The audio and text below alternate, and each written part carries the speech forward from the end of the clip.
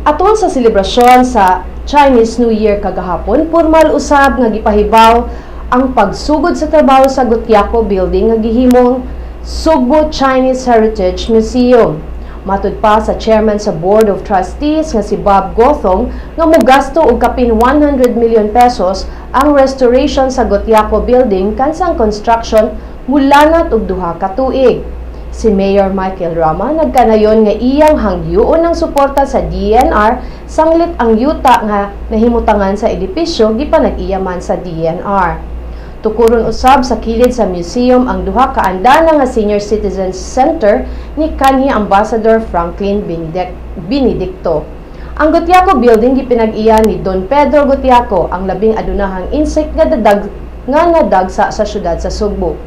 Kini ug uban pang mga detalye ang makita ini kahuman sa Chinese Museum.